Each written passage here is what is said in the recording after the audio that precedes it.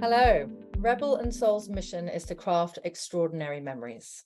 We can only do that because of the inspirational talent we surround ourselves with. As a 100% female founded and owned business, for the third series, the focus is on the journeys of inspiring women and the experiences that have shaped them. Welcome to 5 and 5. We have Sanna with us today. Sanna, would you mind sharing a little bit about your role, what you do, and then we'll delve into the questions. Of course. Thank you for having me. So I'm the Global Comms Planning Director for Global Agencies and Accounts at TikTok. So that means I work with some of TikTok's largest partners on their comms planning and their comms strategies on our platform. Outside of that, I'm also the current president of the Swedish Chamber of Commerce Young Professional Network as well. How impressive. So you're a very busy lady. Let's get into the questions then. So number one is, what is your top 3 core values?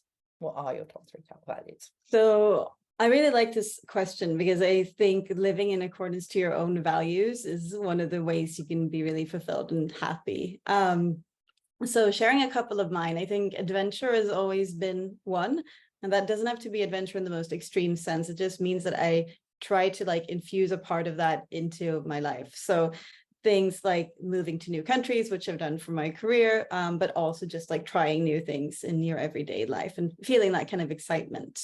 Another one would be growth, or progression is another way to phrase it, I guess, but having the feeling of being in constant motion. So professionally, learning new skills, going after new projects, but also personally, testing new hobbies or getting better at something that you already enjoy.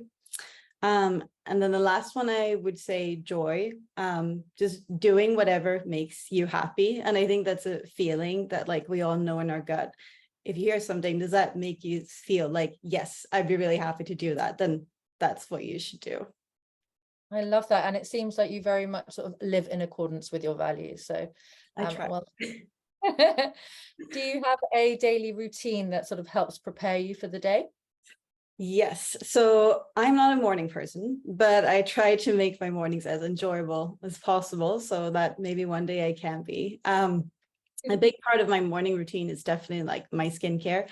It's something I'm very into, but it also is that moment for yourself. Just focus on you and kind of reflect. Makeup is a similar thing because it just gets you in the mood for the day. It's I do my brows and then I feel okay, now I can have a meeting and be articulate in that meeting. I also try to just do some kind of exercise in the morning. I feel if that's out of the way, you feel really productive and you just feel energized. So whether that's Pilates or spinning or even just going for a little walk, I think that's a really nice way to start the day.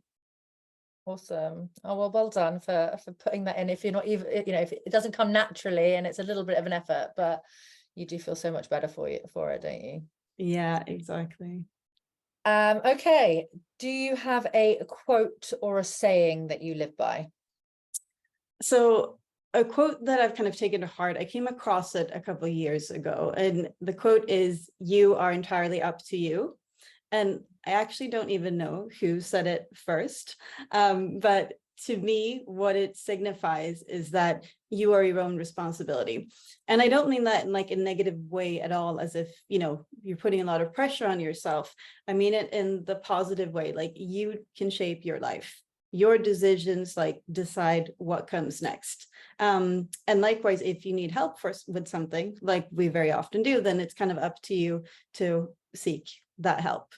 And so for me, when I first heard that, that's just something that really spoke to me. And I think it also speaks to kind of owning your own story and always being able to write the next chapter. Very much so. Yeah. Having sort of radical responsibility for your own life. Exactly. Okay.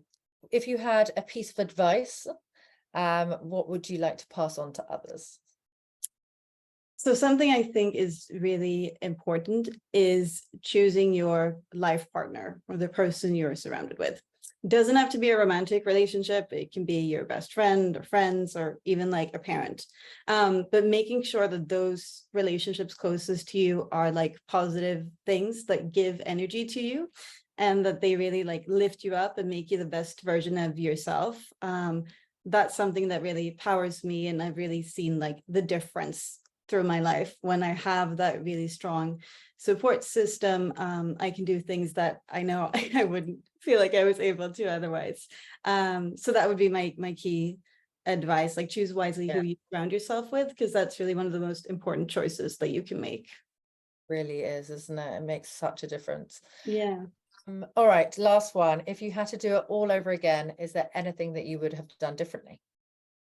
So one thing I can say that when I look back, I would have changed is focusing more on my health, physical, but also mental to a certain extent, just always prioritizing that, listening to yourself when you feel like something is not right, even if it takes going to like multiple doctors. I think there's many kind of female issues related to hormones, etc., that are maybe not as extensively researched as other parts of medicine, but they're so important to us. So like stand your ground and really prioritize that.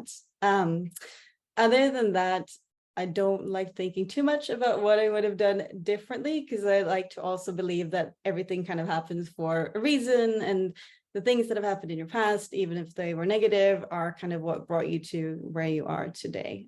So yeah, that would be the thing I would do differently.